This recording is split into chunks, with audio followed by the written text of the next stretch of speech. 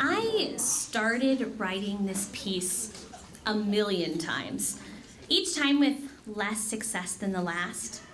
So I did what I usually do when I'm looking for a distraction. I went on BuzzFeed. I'm moderately ashamed to admit that I'm one of those people that can start at one article and rabbit hole down to the dredges of the website, reading ridiculous lists about 16 cross stitches you need for your home. I ordered 2.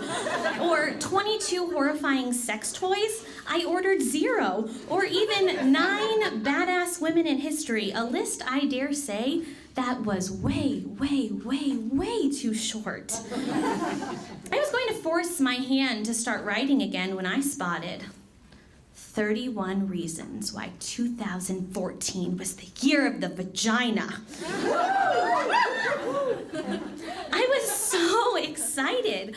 What could be better than elevating the status of the vagina through lists and gifs?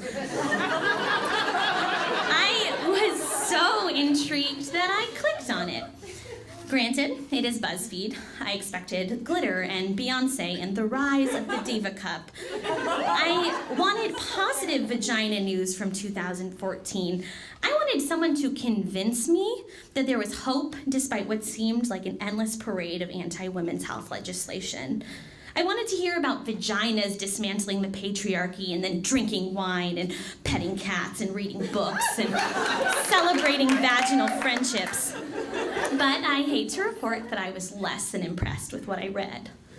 First of all, it was full of horrendous portmanteau, like vagina-lutions and vagina-apocalypse, neither of which would really fit, and both make the vagina sound terrifying.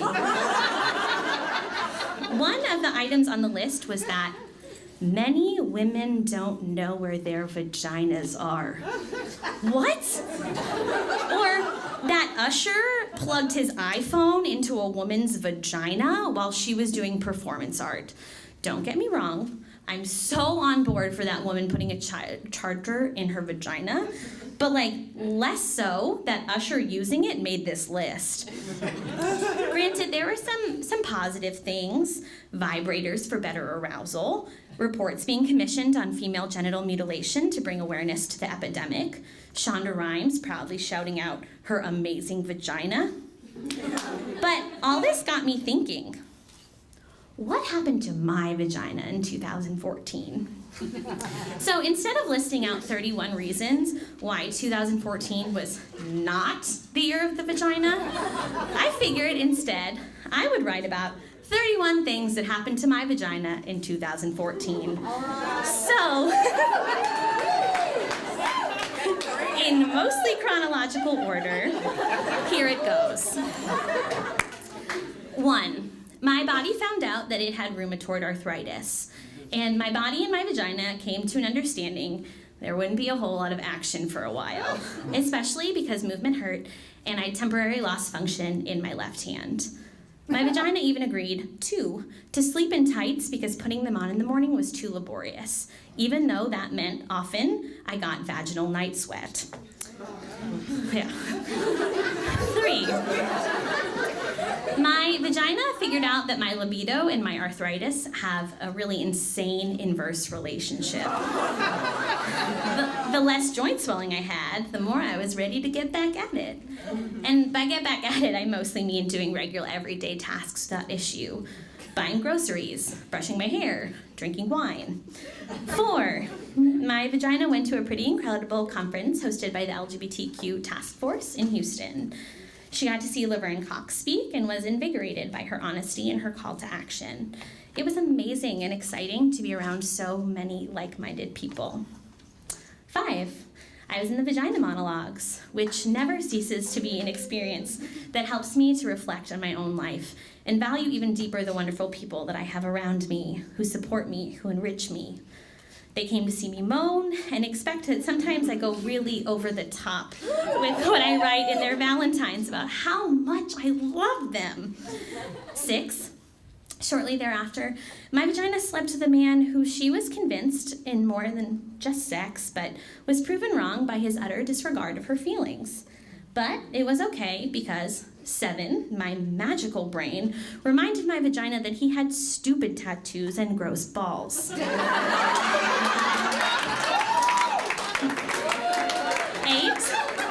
my vagina was forced to move out of her living situation rather quickly. And she used to say, there's a special place in hell for women who don't help other women. But luckily, 9, my vagina had plenty of women and men who were there to help her move not once, but twice in a 6-week span. And her mantra became something more upbeat. 10, and I don't know why this is a particular memory, but my vagina celebrated St. Patrick's Day. She remembered that she hated green beer, but was thrilled to be celebrating with people who were ready to wear green facial hair, although they all suffered the consequences of cheap glue later on. 11. I got my first bikini wax in an effort to be a little less Mediterranean. It wasn't as unpleasant but it also wasn't really like a walk in the park. So my vagina promptly decided 12. That was also my last bikini wax. Hairy girls are the bomb, something that my mother often had to remind me as a child. I had a mustache in the 2nd grade. This is something that I now, 13, get to tell my mini-me quite often. I think that she's finally realized that it's pretty cool to have hairy legs. 14, I started seeing a therapist that I absolutely loved and trusted.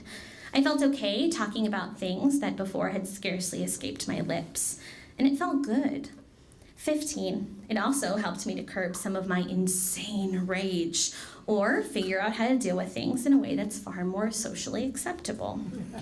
16, my vagina remembered how dreadfully hot Memphis summers can be. And 17, the joy of central air, or a fan blowing directly on her. 18, my vagina mourned the loss of a vagina very dear to her and even closer to her mother. But she also remembered that in moments of darkness, there is a deep power in healing together. 19, my vagina took a road trip to Boston, back home.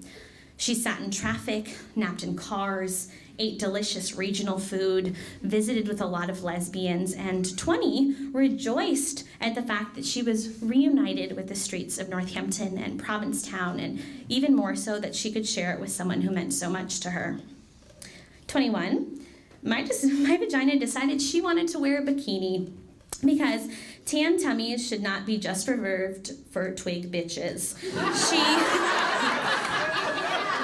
didn't realize, though, that bikinis meant more places to cover with sunscreen. And after a pretty significant burn, my vagina decided, 22, that she would hold off on bikinis until next season. 23. My vagina spent an entire week alone vacationing with her mother, something that she hadn't gotten to do in years. It was a week of joy and beach trips and merriment that was undisturbed by technology or responsibility. And she realized, 24, that her relationship with her mother is the most powerful and significant relationship that she has ever experienced. 25, my vagina left the classroom full-time and moved into a new position that she loves. She gets to move and interact and organize and learn. My vagina feels like she's coming into her prime in her job. 26, my vagina fell in love quick, fast, and in a hurry, which she was never intending to do, but is thrilled that she did. He provides a lot of inspiration for her vagina and reminds her that she's beautiful and worthy in her darkest moments. 27, my vagina witnessed 3 of her friends get married in dramatically different but equally lovely ceremonies and is so excited for more. 1, because weddings are the bomb, open bars, and 2, because she loves love. 28, my vagina traveled and ate and drank and napped and loved and loved. 29, my vagina realized that it is incredibly difficult to make a list of 31 things that happen in a year. but mainly because 30. All things that happen to a vagina in a given year are kind of exceptional. Vaginas are amazing. 31. My vagina looked back at a really great 2014 with happiness and fondness and decided that there are so many exceptional things to come in 2015. And she's ready.